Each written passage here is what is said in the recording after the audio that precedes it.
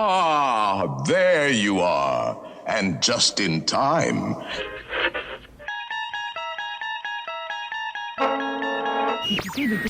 Dead men tell no tales. Ghosts are bad, but the one that's cursed is the headless horseman. He's the worst.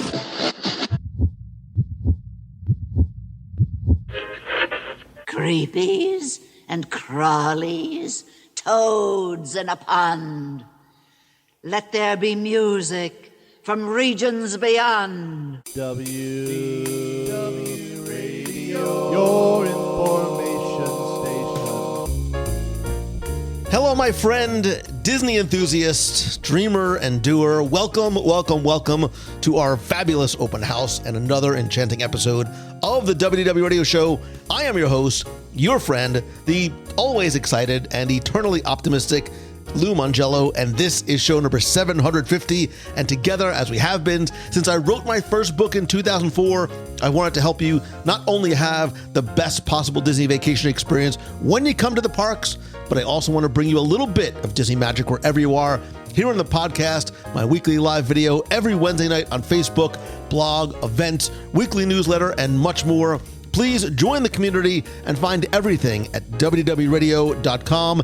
And this week, I'm opening up the inbox to dive into your questions and queries, and we're going to explore everything from surprise dining reservations to strolling down memory lane to Fulton's Crab House and the present with Paddlefish. We're going to chat about some Disney traditions and superstitions and how and why you can share yours. Plus, we're going to have some quick tips for a day at Disneyland Paris and Disney Cruise Line Very Merrytime Cruise must-dos. We're also going to talk about a not-so-typical day for me and what it looks like. And I'm going to have some surprise questions, including some additional ones for you to answer. Then stay tuned for a Disney Trivia Question of the Week. You can enter for a chance to win a Disney Prize package. And more updates and announcements at the end of the show. And if you like what you hear, please share the show and tell a friend. So sit back, relax, and enjoy this week's episode of the WDW Radio Show.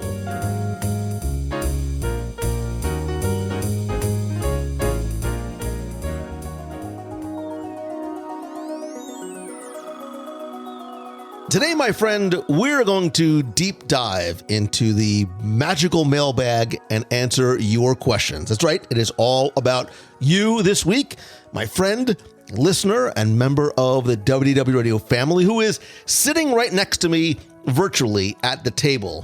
You have sent in a cavalcade of curious queries and delightful doubts and whimsical wonders, and I am here ready to sprinkle as much knowledge as I possibly can and share some Disney magic with you. But we are not alone, for I cannot answer your questions. Well, I mean, I could answer your questions alone, but Disney is much more fun with family and friends, and that's exactly who I've invited to join me this week.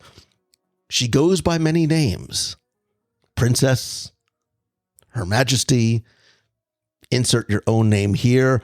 But if you ever wondered, what it would be like if Mary Poppins had a slightly mischievous twin, notice I didn't say older, sister, who was obsessed with all things Disney, wonder no more. Because with her infectious laugh and boundless energy and a suitcase or carpet bag, notice I didn't say cauldron, full of Disney knowledge and hopefully hilarious anecdotes, let me welcome back, or if you're a first timer, introduce you to the one, the only, the incomparably delightful and ever so amusing Becky Menken of Mouse Fan Travel. You're setting a really high bar for me here. But then again, when packages arrive at my house and it says to Princess Becky, at least I know who it's from. When packages, I have that. When packages arrive at my house from Princess Becky, I have to clear any children from the area because I don't necessarily know. You just never know. Now, here's one thing I need to point out really quickly. You started this out by saying we're going to take a deep dive. Well, of course, we haven't done an email show in a year and a half? So that's a really, really deep dive. By deep dive, I also mean we're also going to try and go fast because there's a lot of Right. emails in the inbox. So whether you are Fast. pondering about tips for the parks or you're musing over Mickey-shaped snacks or just seeking a little bit of delightful Disney to brighten your day, sit back, relax, grab a snack, and let's sort of unlock the box and let the magic begin as And we let it like fly out. Of course, there's going to be some Right. food in there somewhere. That's all right. Good And to go. I am going to, because we don't talk about this ahead of time. I don't read these. I don't send these to Becky ahead of time. So I am metaphorically going to plunge my hand into the large and deep mailbag, just Always taking scares me. it scares me too. Trust me. Whatever questions may come. Again, we're going to try and be quick. We're going to try and be thorough, but we never know what we're going to get and how long it might take. So it's like to a box of address. chocolates. It is. It's like the J.J. Abrams magic box. Look it up. All right. I'm taking this one, Becky, because the first thing I saw was, "Hey there, Becky and Lou," which I know you'd like. Oh, yeah, that It is had a kind of question cool. mark. All right. I first want to say thank you for everything you do for your listeners. Thank you. I know it does more for us than you'll ever understand. I, for one, have gone back. I've gone through a lot of hard times in the past number of months, and one of the things that have helped me smile through all this is your guys' friendly banter back and forth. So please keep it up, as you really do make a difference. Good night, everybody. Oh, please don't encourage it. Do not encourage It can only go down. Thank you. That means a lot.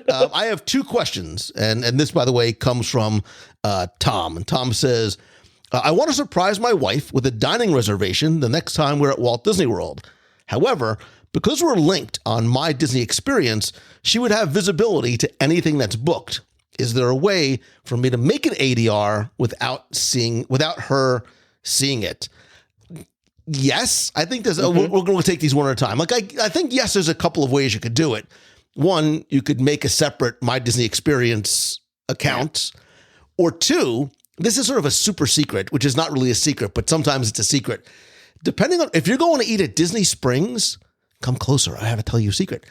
Check OpenTable, because sometimes you can't find a reservation on the Walt Disney World dining reservation system, but even for places like the Boathouse, Homecoming, they're on OpenTable, and sometimes you can get a reservation there, and it is not connected to your My Disney Experience account. Yes, anything in Disney Springs, I go to OpenTable instead of using the Disney system anyway. I actually find it friendlier and easier to use. But aside of that, if she doesn't have access to your My Disney Experience account, what you can do is just make a reservation under your name and then add a friend or family called TBA.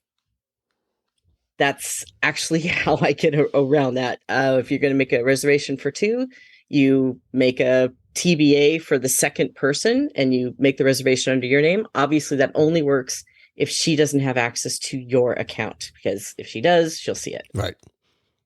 But I like the sneakiness. I like sort of the part of the fun of trying to. The surprise. I'm a surpriser. I like doing that. I'm a surpriser. My daughter does not like that. You don't like being surprised, but you like to surprise other people. Let's be clear about that. My daughter likes to be surprised if she knows about the surprise ahead of time. So maybe the apple doesn't fall that far from the tree. All right.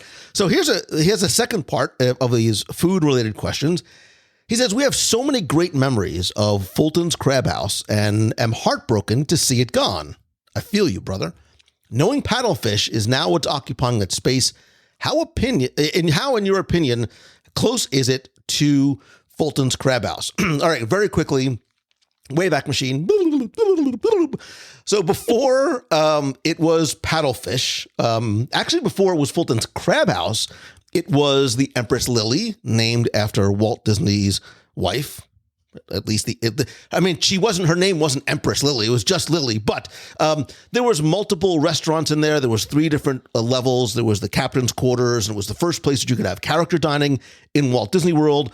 There was the Empress Room, which was renamed the Becky Mencken Suite, which was really sort of one of the high-end dining experiences in Walt Disney World for a long time. And then it became Fulton's Crab House, which was owned and operated by Levy Restaurants, the Chicago-based Levy Restaurants, and that opened in early 96-ish, and then it closed to become Paddlefish in like 2016, I believe. But when it was Fulton's, it was sort of like the go-to seafood place in like Orlando. Like it was people came from miles around, Becky Mankin, for the Fulton's Crab House experience because Orlando was not necessarily known for having the best seafood. Again, we're talking, a number of years ago. And I remember, at least early on, the chef would post the shipping bills for the day by the front door. So that the specials that were on the menu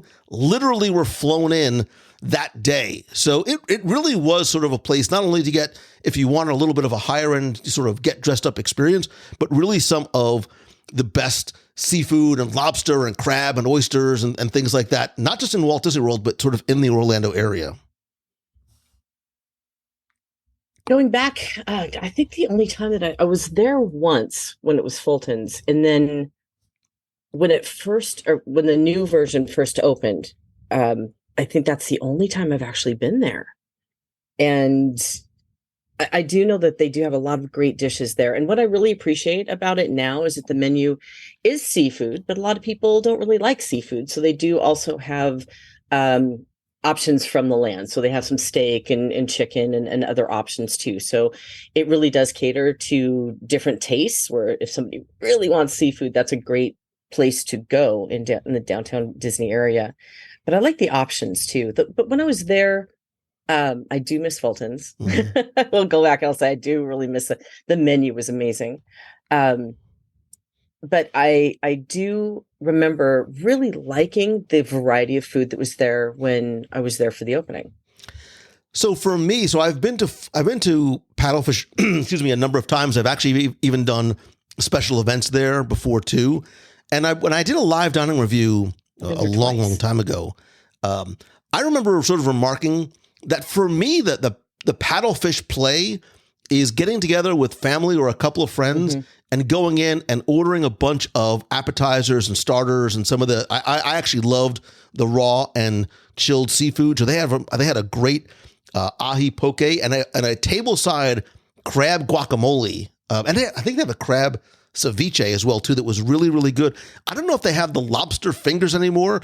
They're not actually little tiny baby lobster fingers, but they were like, it was like tempura fried lobster on a stick. They also had crab cakes. And like you said too, Becky, there was also a lot of non-seafood items there as well. I'm that person. I'm not a huge seafood fan. I like three things. I like white fish that doesn't taste like fish, and tuna. Yes, and ahi tuna. It's like I've dined with shrimp. Becky. It's the Melanie, like she goes to, okay, wow. So I want fish, but I don't really want it fishy, and I don't want it sort of from this part of the ocean. I want it from the top part of the ocean. It's got to be white and flaky. It's a 45-minute affair just going to order.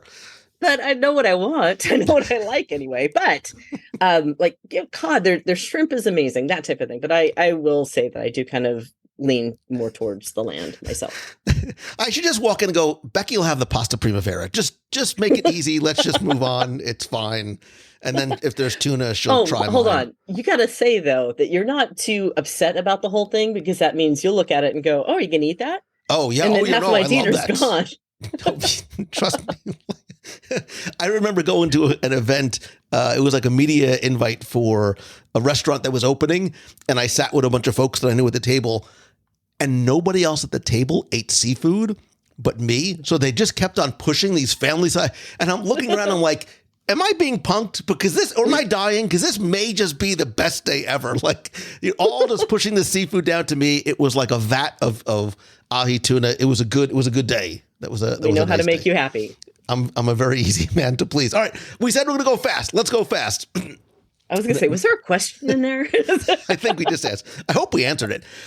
This comes from Eric. He said, this could possibly be a show idea, or maybe you've touched on it before. It's that subject line that intrigued me. My wife, myself, and my son have been going to Disney since July 27 when my son was 2. He's now 9. We've been every single year. We all love Disney, excuse me, but I don't feel like my son and I have any traditions when we go. I'd love suggestions on some traditions that my son and I could develop that will give him something to remember as we grow older. Thank you for what you do. Eric, I love this question. It's actually super timely, but off by a couple of days, because just last week on our Wednesday night WDW Radio live show, this is exactly what we were talking about. We were talking about traditions and superstitions almost that we have when we go to Walt Disney World. And it's funny because sometimes traditions are things that you do, things that you buy, but sometimes, it could be like your first and last ride. It could be a photo that you take, something that you wear, certain foods or meals, or throwing a coin in a wishing well, or trying to pull the sword from the stone. Even like, I confessed to one of my, and I don't know how or why it started, but like I walk into Magic Kingdom a certain way, like a certain side, and I walk out of Magic Kingdom a certain side. This might be an actual show idea, because I think sometimes whether it is, collecting that, that Christmas ornament, or a pressed penny, or a new Mickey ear, or a pin every time you go, or your first and last ride, it's really interesting how these traditions consciously or subconsciously develop. And I think to kind of answer your question as well, in terms of figuring out that tradition that your son and I have, I think it's part of the fun is letting that common interest, that common bond sort of form naturally, whether it is a place that means something to the two of you, that you want to sort of repeat that photo. I told a story about the very first picture that my parents had one of the first pictures that we had in November of 1971 was in front of the watch shop. I've posted before, really bad hair, really, really bad clothes. But it ended up being a picture that years later, not only did I start to repeat by myself and repeat with my family and my kids, but then other people from the community started, and it sort of became affectionately known as like the spot. And it was this sort of WDW Radio sort of family picture, but it wasn't something that was given any sort of thought. It just sort of happened organically. And those are the best ones. It's the things that happen organically. You return to a special place because there was a memory the first time that you did it that you wanted to relive. You wanted to have that special surprise and delight feeling. When you walk into the gates of Disneyland or Disney World or Magic Kingdom, you turn into a child immediately. And that bubbly feeling that you have of not a care in the world, and just that magical feeling of being there, you want to relive, right? So you go in the first time. For me, I have several of them. I have when I walk out of Disneyland. When I walk into Disneyland, I have to wave at the lamp like it's going to wave back to me or something, but I have to wave at it and say, "Good morning, Walt." And then off you go to your wonderful day in Disneyland. And when I leave, I have to stop and just look at that lamp and say thank you. For whatever experience I had that day. It was all due to the man that used to hang out in that apartment and watch the people walk in and out of his park, enjoying themselves. So for me, that's just something that I have to do because it gives me a feeling of joy. So much like that picture for you, being able to see it when you were a kid and knowing that your parents put you there and took that picture, and then that picture just lived on. I know others that they have one ride because as organically, the family learned to love Pirates of the Caribbean, and that's the ride that they have to go on. So no matter going left or right, they're going to go in and find Pirates of the Caribbean to be that first ride of the day because that's what they do every time they go. There's others, it's not just what you do in the park, it's what you eat. So I know that Chef Mickey's, for me, used to be the thing that you had to go do every single time because that was your hello to the characters. That was your moment that you had to be able to get some food and hang out with the characters and take some pictures. And now you're ready for the parks. So I think that there's probably tons of different flavors of this memory or this tradition, depending on the family. But I'm with you. I think it needs to be something that grows out of the organic joy that you have the first time. I mean, you and I were talking about our tradition in California Adventure. We cannot leave that park unless we ride Mater. And it just sort of happened, like, because we had so much fun the first time we rode it. Oh, I was laughing so hard. I was crying. And just the amount of, again, infectious, crazy giggle fest was what it was between the two of us. And who was going to break a hip first, which we didn't accomplish. But now every time we go back, it's like a thing. Like we have to do that again just to remember that joy giggle fest that we had. So two things came out of this. One, the fact that you call it Caribbean instead of Caribbean, fascinating. And two, I wonder if this is BK, whatever. I wonder if this is something that could be a show. We get a bunch of folks maybe from the nation on a call together and share some of our memories and traditions. If this is something you'd like to hear on a full show and sort of a longer conversation, let me know. Go to the Clubhouse. I'll post this question there, or you can let me know by calling the voicemail. All right, we're moving on. I'm trying my best to adhere to the non-existent clock. Good luck with that. I know. Listen, we're on our third question. This is and there's 743,000 left to go. And I'm pulling this one for you because, again, Steven says, hi, Lou, and Becky, exclamation point, not question mark. Not a question mark. Not a question mark. Apparently, I'm like getting some cred in this whole thing after how many years? My name is Steven. I'm a long-time listener. I have to do like a radio voice. Long-time listener, first-time emailer. Thank you so much for everything you do. You really are an inspiration. Wow, thank you. So much so that I finally decided to start my own blog, combining my profession, physical therapy, with my passion for Disney. That's awesome. Send me the link. I'd love to check it out.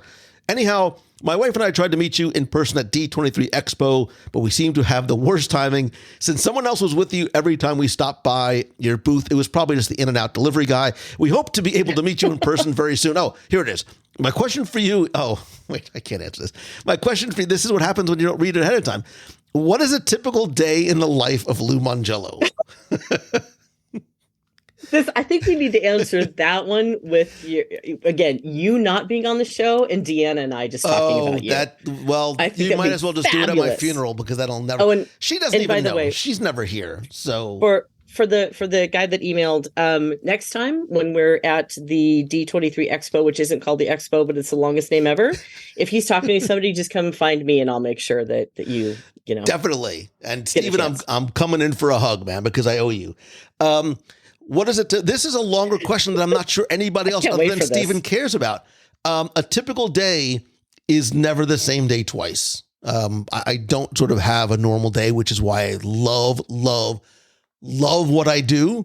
Somebody asked me, like, what's my exit strategy? I'm like, I have no exit strategy. Like, I'm going to keep doing this as long as I love it. And the day I don't, then I'll worry about it. But I still love what I do. My days are very, very different because I don't sort of have a set schedule. It's part of what I love about entrepreneurship. It's why I like to help other entrepreneurs and solopreneurs and businesses like find that thing that they love and make it the thing that they do, because I work longer and harder now than I ever was when I was an attorney, but I don't ever feel like I work a day in my life. We're recording on a Sunday evening and I've been at my laptop all weekend, and that's not a complaint. Like, it's a blessing. It's a gift to be able to do that. So I won't belabor this question too much longer. Maybe we can, if anybody actually cares, we can talk about it on a live I think show. A lot of people care. And I think there's also a misnomer that you just hang out in the theme park every day.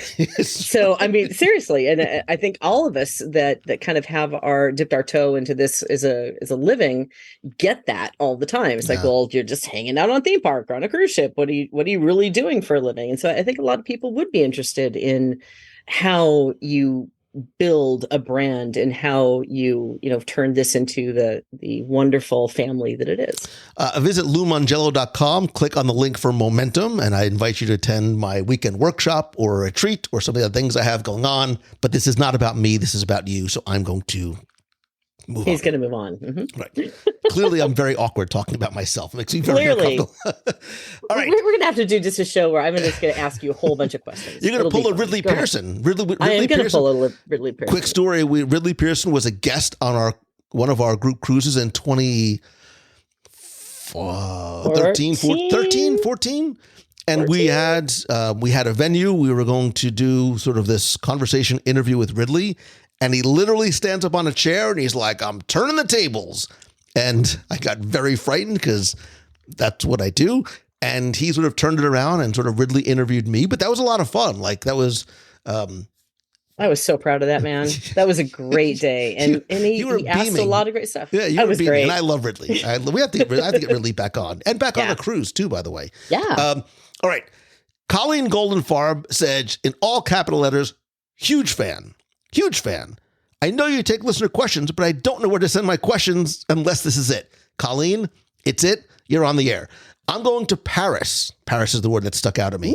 With my husband, and I cannot decide if we should try to see both parks in one day. We only have one day, as we'll be getting on a river cruise, the next day. I'm a Disney World kind of gal, so anything outside of Orlando is just icing. It's okay if we don't get to see the second park in Paris. I just want to ride in the Haunted Mansion. But do you think we should try to cram both parks in one day? Is it even feasible? Is it possible? Also, do they have Genie Plus or any kind of a fast pass? Thanks to your advice, and thanks for all the years of of joy your podcast brings. Aw, you're a good human. I literally like slumped in my seat. I'm like, oh, that's like so nice. Thank you, Colleen. You just made like my entire week. You know who's got 4 thumbs and loves Disneyland Paris? These guys. I'm pointing to me and Becky. I love Disneyland Paris so very much. I have an easy answer, I think, to this question, but I will let you go first, Becky. Should they try and cram both parks in one day? Well, see, you're actually the perfect person to answer this because we kind of had to do that on the first visit when you visited for your very first time at Disneyland Paris, because we had a similar thing. We had a one-night layover before we came home. For me, Disneyland Paris is a place that you need to go and spend 4 nights. I really believe that, so that you can take it all in. But if you only have one day, and depending on when it is during the year as well, you could easily do a taste test around the 2 parks. You're not going to see everything. You're not going to do everything, but there are enough things in both parks that are so unique to Disneyland Paris that I think if you're willing to just kind of do that little taste tester, 2 parks is not a bad idea in one day. Again, if you have, it's during the time of year that's going to be a little bit slower and you're going to actually be able to enjoy it. If there's a chance you're going to be returning anytime soon, then concentrate on one. But I just really think that you can take that just real quick look at both of the parks so that you can plan your return. I will. This is like the old Saturday Night Live in the 70s. Point, counterpoint. I'm going to go the opposite side. Mm-hmm. I actually think Disneyland Paris is such a beautiful park. It has so much to offer and to be savored and enjoyed, while I still think Walt Disney Studios Park, unless you need to see something specific there, whether it's Tower, Avengers Campus, Pym Test Kitchen, I'm looking at you. Yeah. I would devote the day to Disneyland Paris. I would really make sure that I see and experience all of the highlights that this park has to offer. Hindsight being 2020, and I know we don't want to sort of like walk away knowing we didn't see the other side. Mm-hmm. But this is sort of maybe a taste test so that you can have reason to come back, especially because there's so much going on the Studios Park side in terms of expansion and Frozen and some of the other things that are happening throughout that park. In terms of Genie Plus, they have something called Premier Access, which I love. Like better. It's like, so much better. Much better. It's easy. It's very straightforward. Basically, and this is a very, very abbreviated version. You can obviously look it up online. Basically, it's their version of a fast pass system that you could buy individual fast passes between like 5 and 15 or so euros for one-time access to select attractions, or you can do an ultimate option, which ran about like 90 to 100 euros, about $90 to $100, which gives you access to Premier Access for the entire day for the attractions. I will tell you, Becky, my daughter and I were there. We used it, especially because we wanted to see the Lion King show. The lines were always super long. It was the best $15 each I ever spent in a Disney park. We bypassed the entire line. We went in early. We had reserved like special seating, like front and center for the show. I was like, I really, really, really like the way they do Premier Access in terms of execution, and the way they use it on the app too is very, very, very simple and straightforward. It's so much easier to with doesn't have that huge learning curve to kind of figure out like Genie Plus does. It's not as confusing. Yeah. Part of the play, I'm going to come back to this for a second. So let's assume that they're not going to be coming back anytime soon, right? And yeah, you're right. I would say Disneyland Park would be the first priority. So if you go there in the daytime, you rope drop Disneyland Paris Park, right? And you go to Walt's for lunch, and then you hang out in the park. And then in the late afternoon, then you go over to Studios. You have Pim's Test Kitchen for dinner, and then you watch the drone show if it's there. Otherwise, you end the day wherever the drone show is. There we go. I will tell you, Disneyland Paris does a lot of things really, really, really well. Their nighttime experiences are possibly the best in any Disney park anywhere.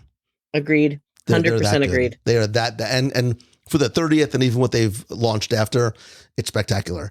To quote Jack from Lost, the best show ever on television, we have to go back, Becky.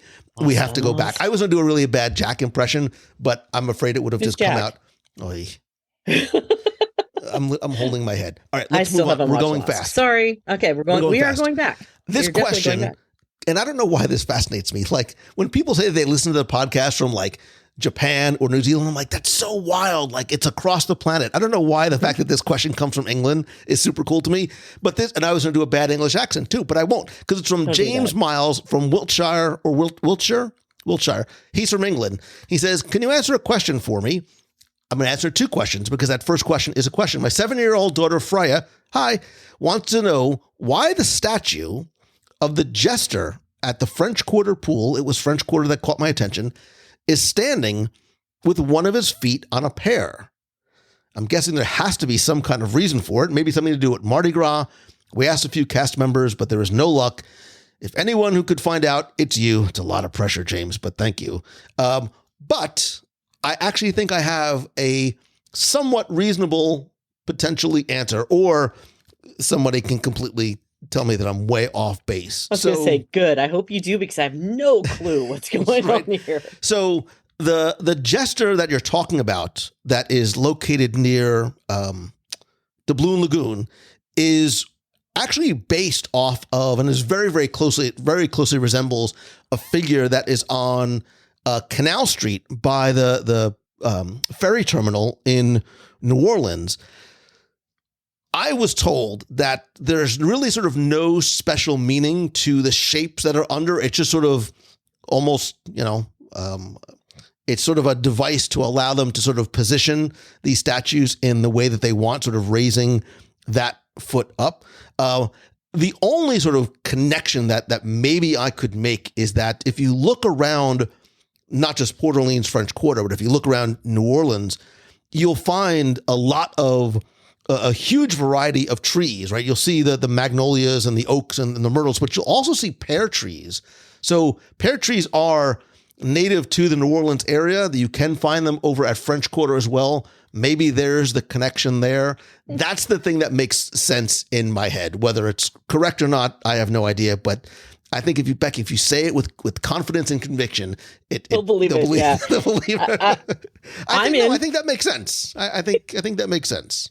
I'm totally in, because I clearly had no clue that this even existed. I've seen the statue. I just didn't pay attention to what he was standing on. And so as you were droning on with all of your wisdom, wow.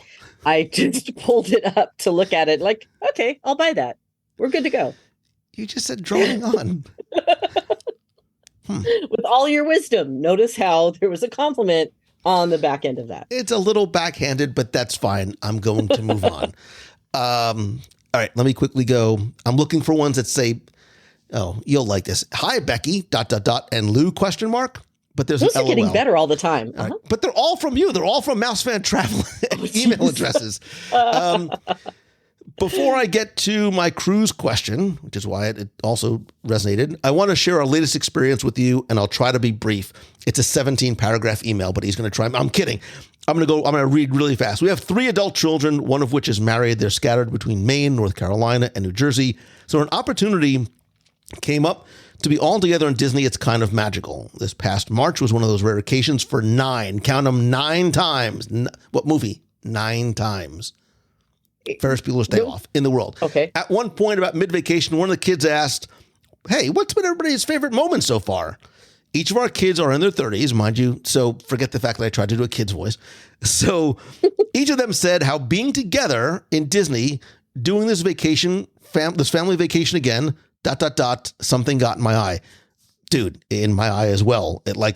Our son-in-law, who was a Florida resident, said how doing Disney with us was so different and immersive than when he was a kid and just visited the park as something I do. So I bring this up because much of this is due to what you and Becky, in big bold letters, and the entire Clubhouse family have done for us.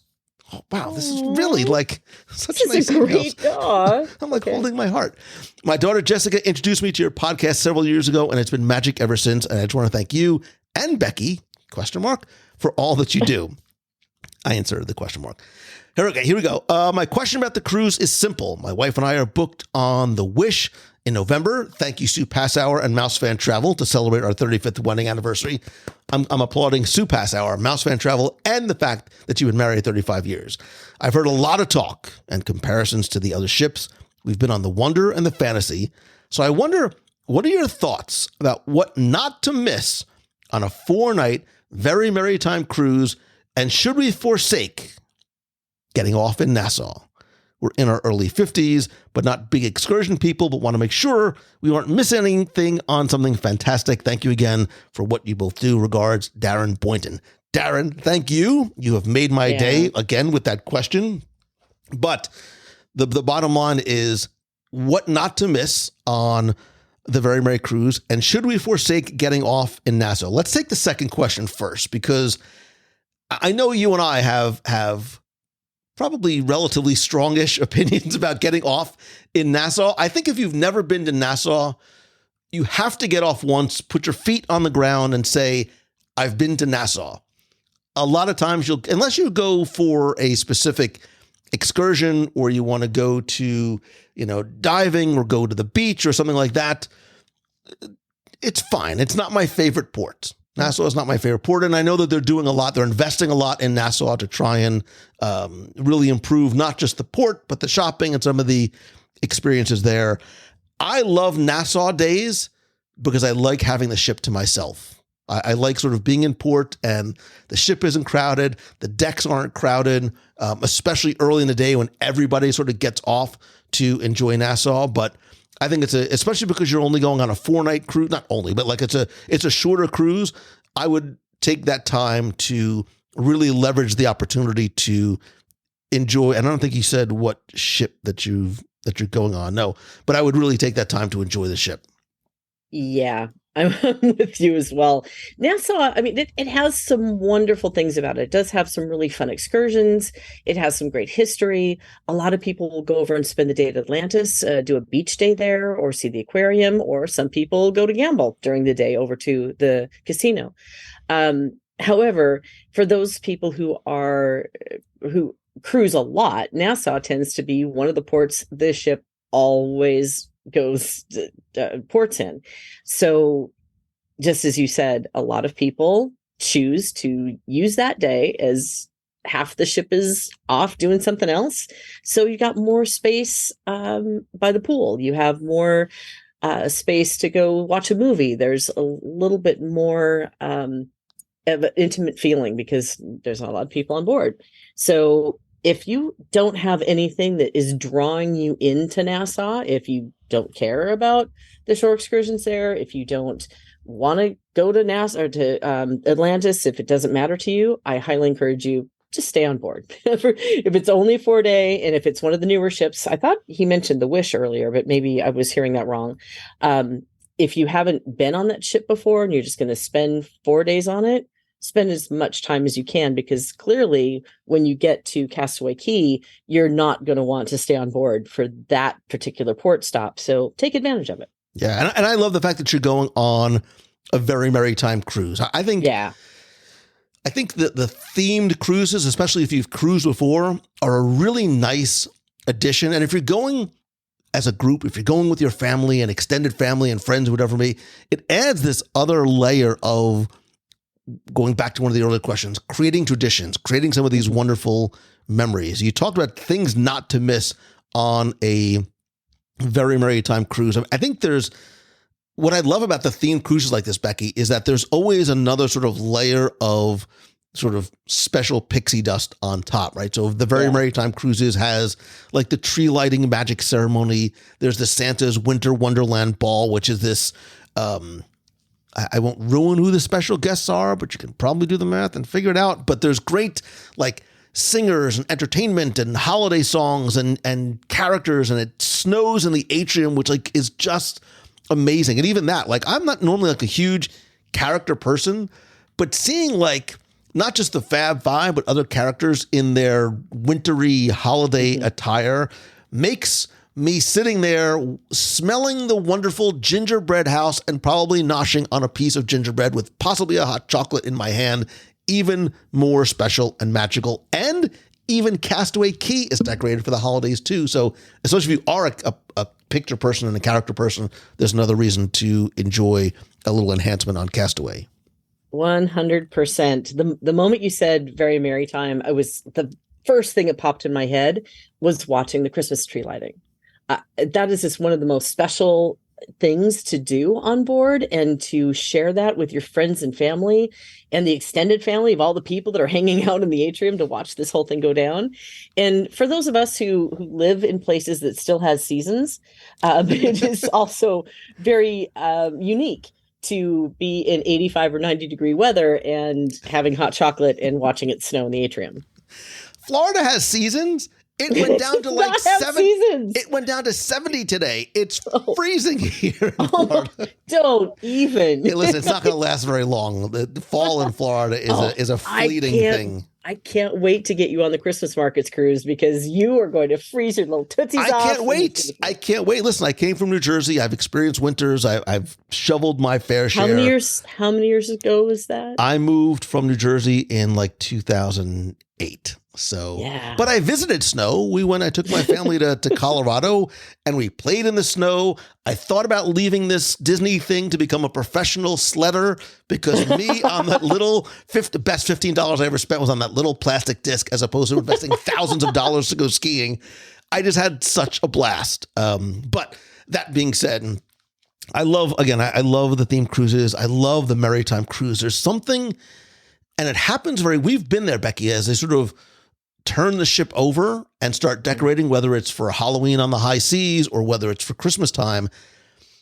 All of the ships, no matter which one you're on, take on such a different festive feel. Even if you do go up on deck and it's 812 degrees with 1,000% humidity, it's like going to Wilderness Lodge. Like, you feel warm and toasty and like so Christmassy, especially in the atrium. And like, God bless you, Mickey Minnie, when you're walking around with your like big, thick, like alpine sweaters on, but when you're inside, it really feels a lot like Christmas.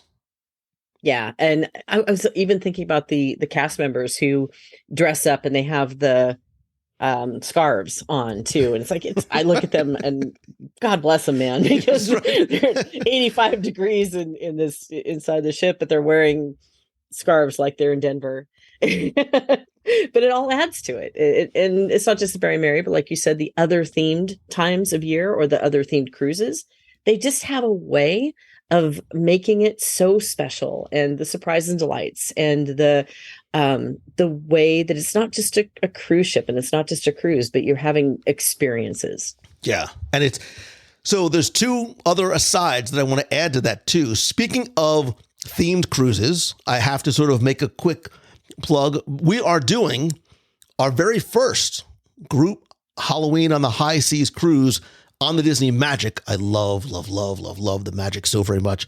October 21st through the 26th, 2024. But wait, it gets even better, because not only does it leave out of Fort Lauderdale, not only are we going to take the Brightline train from Orlando and go down there and possibly do something before or after in Orlando too, but we go to Lookout Key at Lighthouse Points. Yeah. And I'm already thinking about my costume. There was exactly where I was going to go. If you show up as Lando Calrissian again, I'm out. Wait, what was that name? What was that name? Lando. Lando, what's his face? No, it's not Lando. Lando Mongello. It's Orlando. I'm his cousin, like a distant cousin. We did the Star Wars Day at Sea Cruise, and I had my Lando or my Orlando Calrissian costume on. Yeah. But they're a ton of fun. But so what are you going to dress up as? I'm not going to tell you, but I'm already in training. Great. I'm going as Wilson Fisk. I'm going to try and gain 100 pounds. I want to ask. I think that we should ask the clubhouse. No, this. I don't think it's a good idea. What should Lou dress up as? I'm going to on our WDW Radio. Stuff the ballot box with my own answers. But I can and will share this because, Darren, I'm a giver and I want to help you. And I really want to make sure, as always, that the information that I give on the show is fair and is accurate and up to date. I'm going to go on a Very Merrytime cruise just for you. November 30th, I'm going to go on a 4-night Very Merrytime cruise, and I'm going to bring and share that experience to you and with you live-ish as I can, not just doing Facebook Live videos, but on Instagram stories and posts and reels, and certainly do a podcast about it when we come back. Just to make, Becky, I just need to make sure, see what's changed, see what's new, and just sample the holiday menu like for 4 days straight. I'm probably not going to get off this. That's not true. I will get off in Castaway Cay because I need to go to Cookies too. But this is, I'm so excited. Like I am literally counting down because again, I just love, there's such an added sense of we use the word magic so easily, but there really is something very special, something very magical about the themed cruises like those. Of course. And so you're going to go and then you're going to make sure it's all okay for us to return and do it again. You're just making sure that it's magical enough for the special people that belong to the WDW radio family, right? It's what I do. It's what I live for. Yeah. So, all right, I think that will do it for this week. I'm trying to see if there's a short question I could ask. There's never a short question. I was going to say, even the questions that are written short, I'm like, oh no, this is going to be like this. Find a question that's like a yes or no answer. Go. I'm trying. I'm literally trying because any of the questions that I'm reading, I'm already like, oh no, this requires like a historical perspective and a very, very long answer. And some of the questions are really, really wow. Okay, wait. Here then, Tokyo Disney Sea or Disneyland Paris? I don't know what that was, but you just offended basically all of France and half of Canada. My heart is very firmly rooted in Tokyo Disney Sea. I think it is the best of the best of the best of the Disney parks worldwide. We're going to do a show as part of our celebration of the Disney 100 and 100 years of the company and the Disney parks. We're going to sort of go through and talk about, we're going to sort of, I guess I'm answering a question with answering a question. We're going to take a look at sort of the best from the Disney parks worldwide, so we can really sort of talk about not just what we love from some of the different parks, but why we think those aspects of them are the best of the best. But if you gave me a choice right now to snap my fingers and have mousefantravel.com book me a trip to either of the locations, it would be Tokyo without even a second thought. Of course. All right. Disneyland or Disneyland Paris? Disneyland Paris. Ooh. Because I just came from Disneyland. Okay, so that's it. It's a wishful thinking. It's a wishful thinking, because I listen, and we did a 2-part show where we talked about Disneyland Paris. I think Phantom Manor is exquisite. I loved Walt. I mean, I think the castle is beautiful. I think the park itself, just for a park, I would love to, even if I didn't have to ride anything, Becky, I really just liked sort of wandering and exploring. There's a lot of exploration, I think, to be had, especially if you have never been there before, to a place like Disneyland Paris. And it's only going to get bigger and better, especially with the additions like Frozen coming to the studios. All right, fine. One more then. The Disney Wish or Disneyland Paris? I have to ask contextual questions here. Am I going alone or are we bringing a group with us? Oh, no. All right. Alone. All you, your personal preference. Going alone on the Wish versus how many days am I going to each? All right, let's say a 7-day cruise or 7 days in Paris. What ports am I going to? Oh, geez. No, I'm stalling for time. Wow. I'm stalling for time because... See, I thought you'd be able to pick that one up really quickly, but no, you had to think about that one. I really like Paris. I really, really like Paris a lot. I love the Disney cruise. Oh, but then there's 1923. And then there's Deck 11, the Festival of Foods. And it's all included. And I like being at sea. All right, I'm going to say the Disney Wish. Wow. No, I want to go back. Oh. No. Can I do both? Right. Can I take the Wish to Paris somehow? That's an interesting question. We're going to post that in the clubhouse, right? If you had a choice between, I have to write this down because I'm going to forget. If you had to go the Wish or DLP for 7 days, which would you choose and why? And that's the question we're going to leave you with. Our friend who is, hopefully you finished your snack, is still here. What would you do if you had 7 days? And I'm assuming this is an all expensive paid trip. You're going to take care of Of course. Okay, good. Because that changes the dynamic of things. You've seen how much I can eat. You've seen how much I can eat in Disneyland Paris. So that's going to change the financials a little bit. Full board dining plan for you. Hello. Wait a minute. Does this include multiple changes of stretchy pants? Because I need my cruising and my dining pants. What you wear is totally up to you. I'm going to have no say in that. All right. The Disney Wish or Disneyland Paris for 7 days. And if you're looking to go to either of those destinations, or you want to come with us on our 5-night Halloween on the High Seas cruise on the Disney Magic, October 21st through the 26th, 2024, or better yet, in February 2025, from the 8th to the 15th, a 7-night Western Caribbean cruise and WDW Radio's 20th anniversary. Oh, did I mention it's on the Disney Treasure? Did I mention on the Disney Treasure? Yeah. Is it really going to be 20? Okay. Sorry. That just took me a moment. Go ahead.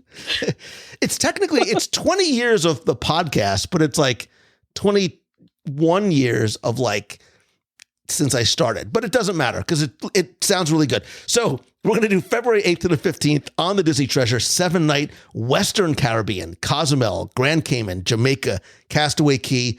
If you want to come on either of those, go to www.radio.com/cruises, and certainly go to mousefantravel.com for any and all of your vacation planning destination magic, which is what you do best. We certainly try. It's important. Or do not. There is no try. Fine. Okay, fine. We do. We absolutely do.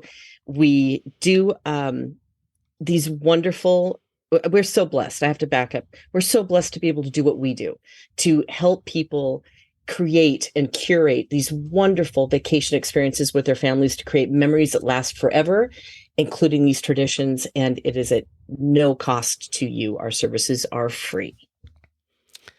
Now I'm in the Christmas spirit. Oh my gosh, I literally almost started doing my really bad Bing Crosby. It's beginning to look a lot like Christmas. You sing that? Woo. You do? There's something you sing something besides Blood on the Saddle?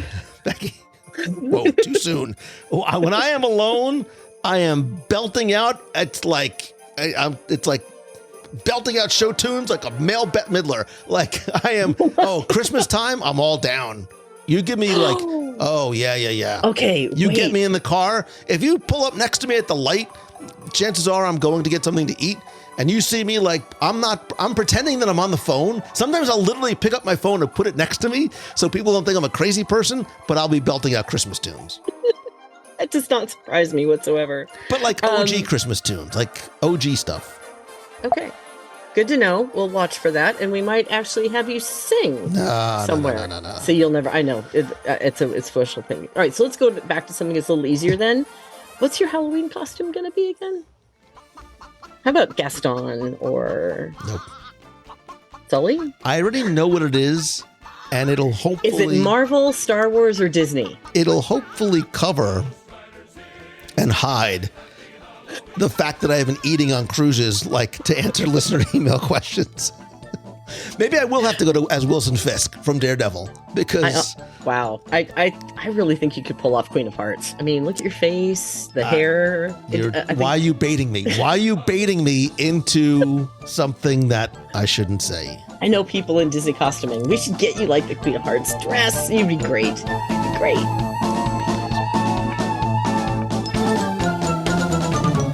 Happy Halloween.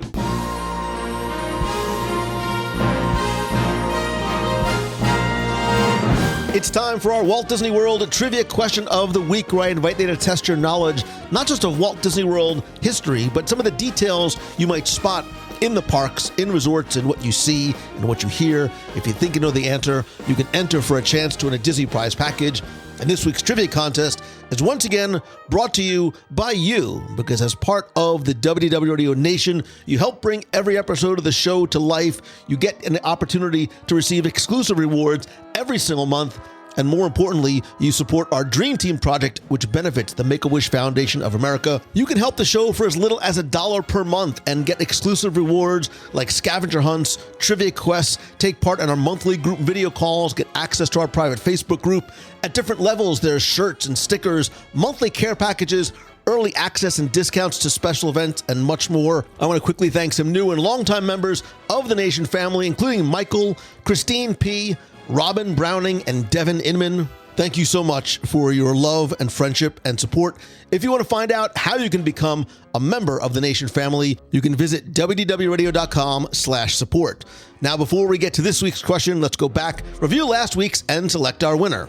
So I must have been hungry when I was coming up with last week's trivia contest, which is not a surprise because I'm always hungry. And your question was to tell me what popular snack was invented at Disneyland. I gave you a little bit of hint that one, it's not something that's exclusive to Disneyland, not by a long shot, and two, and not that it matters much, but it is also one of my personal favorite snacks.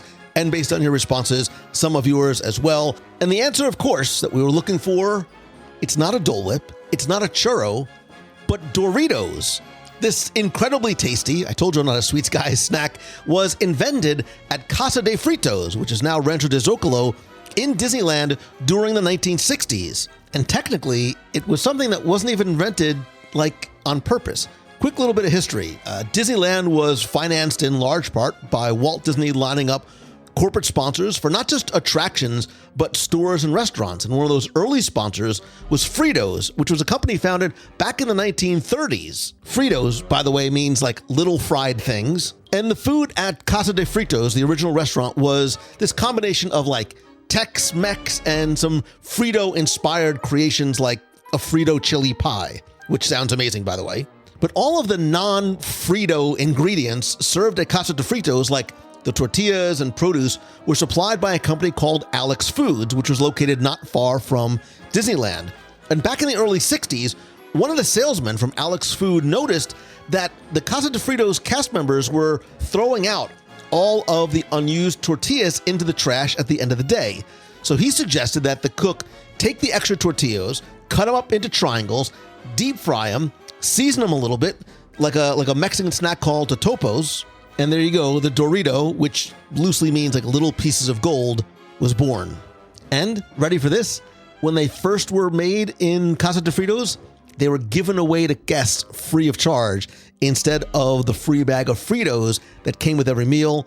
They were a huge hit with Disneyland guests. And without even telling the Frito company, Casa de Fritos added the chips to the menu. The Frito-Lay people, obviously you heard about it, made a deal with Alex Foods for them to produce the chips in large quantities, call them Doritos, tested it in the Southern California market. They exploded. They were selling out faster than Alex Food could produce them.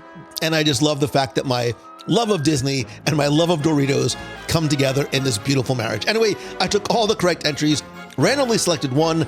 Last week, you were playing for one of the new WDW Radio 3D keychains and a mystery prize.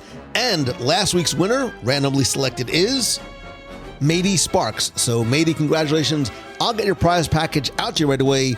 And if you played last week and didn't win, that's okay, because here's your next snack-related Walt Disney World trivia question of the week. I didn't necessarily intend this to also be about food. I was instead thinking about the movie, but it doesn't matter because there's always seems to be snacks involved. This week, I want you to tell me, what is the name of the Rocketeer-inspired snack location in Walt Disney World? What is the name of the Rocketeer, the 1991 Disney film The Rocketeer? What is the name of the snack location inspired by the Rocketeer movie in Walt Disney World? You have until Sunday, October 15th at 11:59 p.m. Eastern to go to WDWRadio.com, click on this week's podcast, use the form there. And this week, you'll once again be playing for a new WDW Radio keychain and a mystery prize. So good luck, stay hungry, and have fun.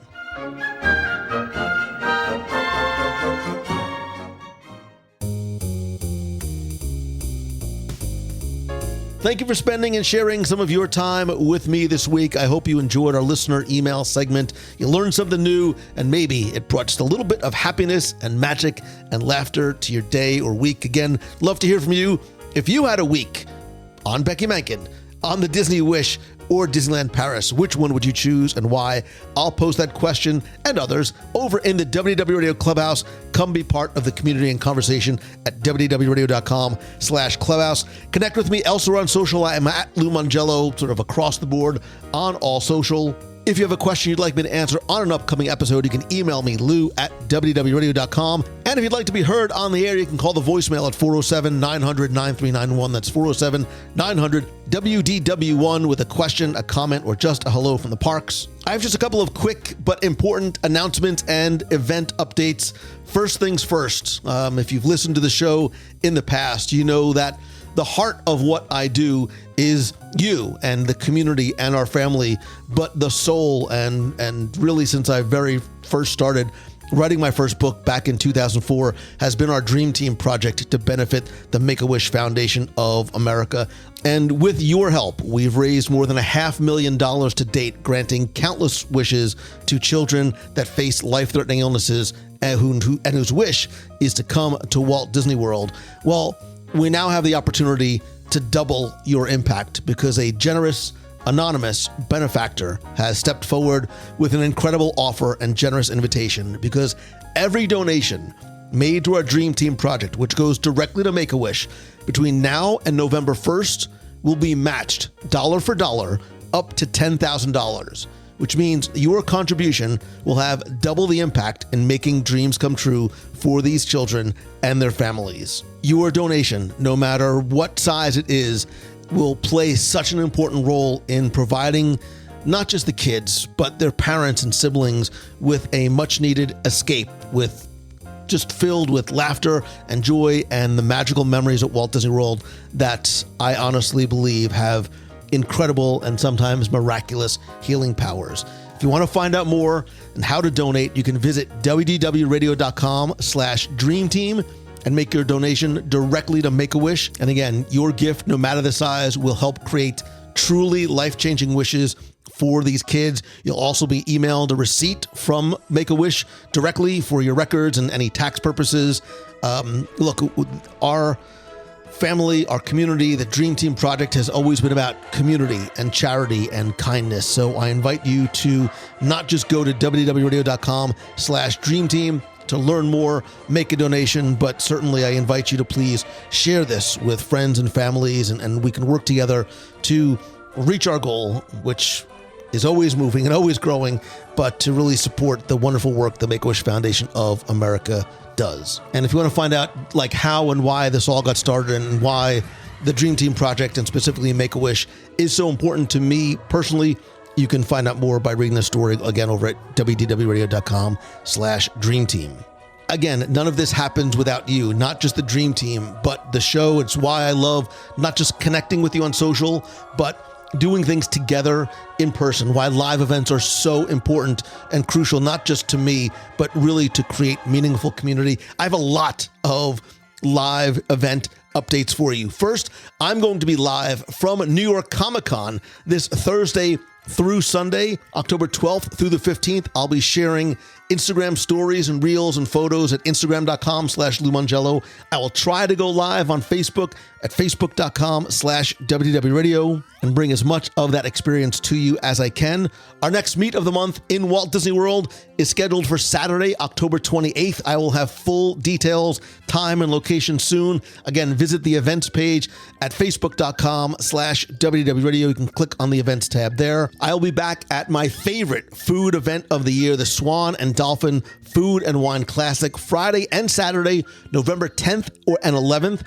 It is a 2-night event. You can buy individual, all-you-can-eat, unlimited tasting tickets at Food and Wine Classic. There's no specific sort of meet-up or event there, but we can, stroll the causeway and explore the wide range of cuisines. There's Mexican, Italian, sushi, steak, seafood, barbecue, 150 wine and beverages from. Did I mention that it's unlimited tastings? There's also live entertainment. There's some optional educational seminars you can do prior to the Causeway event. Again, to find out more, visit foodandwineclassic.com. If you're planning on attending, RSVP. Let me know at the event over at Facebook.com/WDW Radio. Another group night out that we'll be doing is for Disney's Hollywood Studios Jollywood Night on Monday, November 20th. I am super excited for this brand new holiday event that is coming to Walt Disney World. It is a ticketed event, so you do need to purchase your tickets directly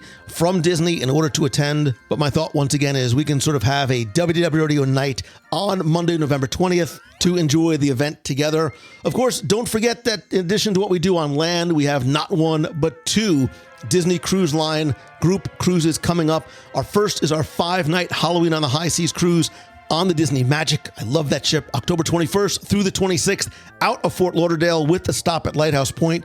February 8th through the 15th, 2025, we're going to do a 7-night Western Caribbean cruise on the brand new Disney Treasure with stops at Cozumel, Grand Cayman, Jamaica, and Castaway Cay.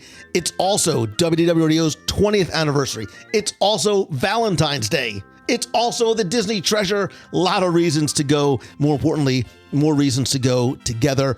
To learn more about the cruises, to book and get a free no obligation quote from our friends over at Mousefan Travel, you can visit wdwradio.com/cruises. And in addition to everything that I do here on the WDW Radio, the Disney side of things, I have been speaking professionally for more than a decade, as well as helping entrepreneurs and solopreneurs and content creators launch, grow, and monetize their business and brand since 2016. If you visit LouMongello.com, you can find out how I can come and speak to your event, your conference, your school, including learning how to leverage customer service strategies from Disney. Lessons we can learn from Walt, as well as practical and tactical strategies to learn and use in interactive workshops. I can also work with you directly through one-on-one coaching. I'm also launching a new weekly mastermind group in November. And stay tuned for details about my next Momentum retreat coming up in the spring, as well as weekend workshop coming up in 2024 and additional events that I'm not quite ready to announce yet. Again, you can find out more about any or all these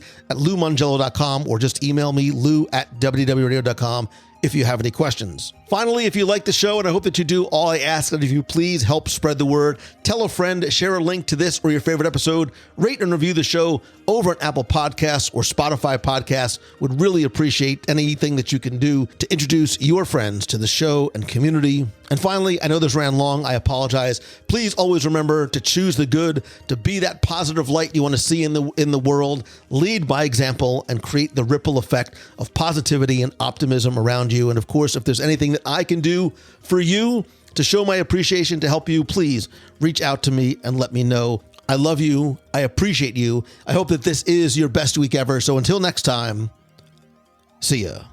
Hi, Lou. This is Paula, and I am calling from Tokyo Disney.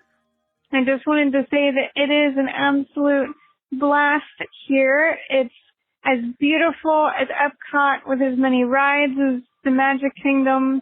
There's thrill rides and slow rides, and everything is beautiful. Plus, I just became an honorary member of the SEA by completing the Da Vinci Challenge.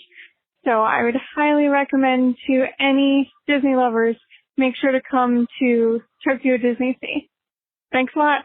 Bye. Hey, Lou. This is Emily Ennis and Alicia Cameron, just checking in from our last day of vacation.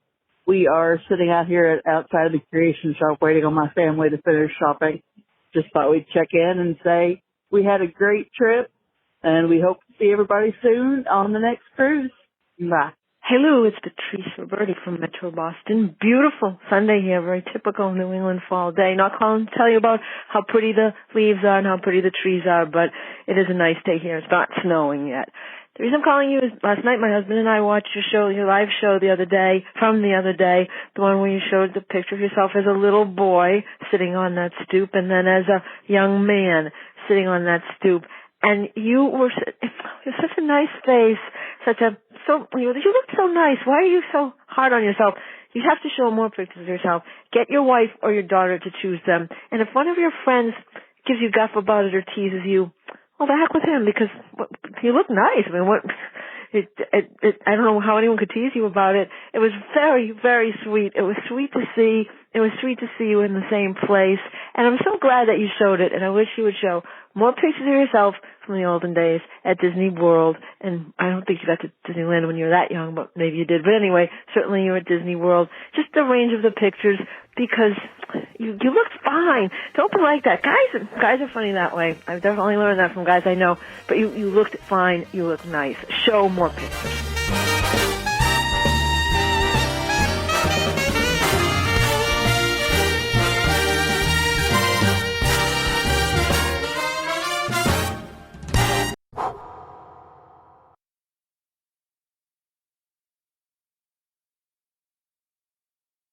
Do I need a new microphone? Because you're the one who always tells me, oh my God, you sound horrible. Let me send you 42 headsets.